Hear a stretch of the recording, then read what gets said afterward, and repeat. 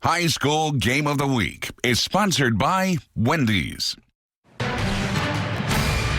right, folks, before we go, holy guacamole. You're looking at an avocado that weighs nearly 6 pounds. That's a record.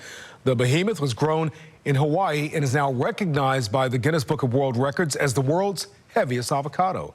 Again, it weighed in at a monster 5.6 pounds. The family put the giant avocado to use and made enough guacamole to feed about 20 people. Pretty good. Now, that's all for us on the late edition tonight. Thank you for watching. I'm Kai Jackson. Here's Morgan Atzett with Sports Unlimited. Morgan. Thank you, Kai. As the Ravens wrap up their first spin at AFC North opponents Sunday against Cincinnati, the injuries are starting to mount and not at a good time. The Ravens have another chance at home to extend their AFC North lead against a lesser opponent.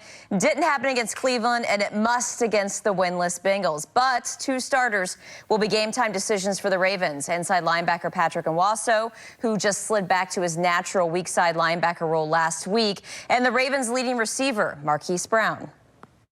I know you're going to ask about the two guys that didn't practice. They'll both be game time decisions, so we'll see how they do come Sunday morning, and if they can go, they go. I thought they practiced today, so we'll see how they are Sunday. Both Hollywood and Peanut have ankle injuries. They are questionable after missing practice all week. Tight end Mark Andrews also questionable with a shoulder injury, but he practiced today.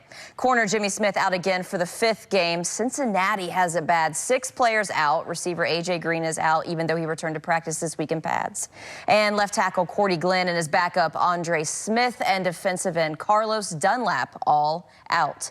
Marquise Brown leads the Ravens in reception yards with 326 and 3 touchdowns. Tight end Mark Andrews leads in receptions with 28. Brown has 21. Then it drops all the way to 12 for Willie Snead. The next wide receiver on the list is Seth Roberts with only 7 catches this season.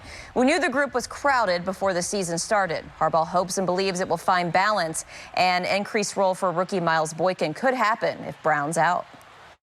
You can't really dictate it as much as you'd like. I think over the course of the season, you're going to see those guys get catches, and that'll even it out just a little bit.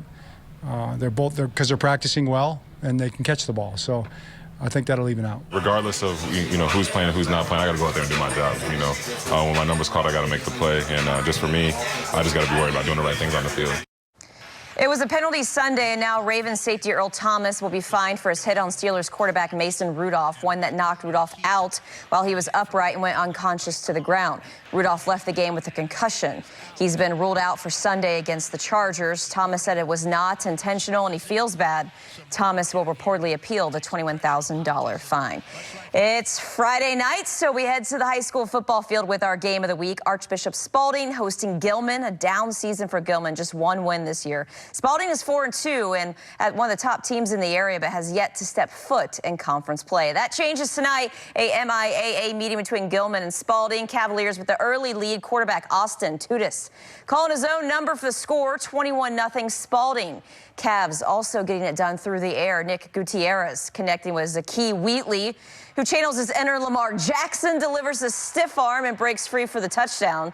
Then Rashad Powell adds the exclamation point, powers across the goal line. Spalding wins big, 52-3.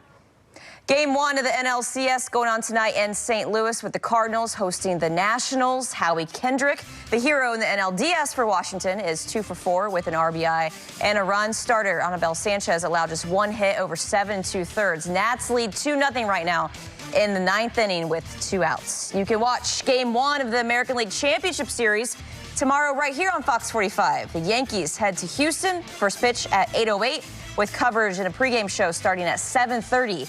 The ALCS and World Series is only here on Fox 45. That's all for Sports Unlimited. I'm Morgan Atzett. Thanks for watching and have a great night.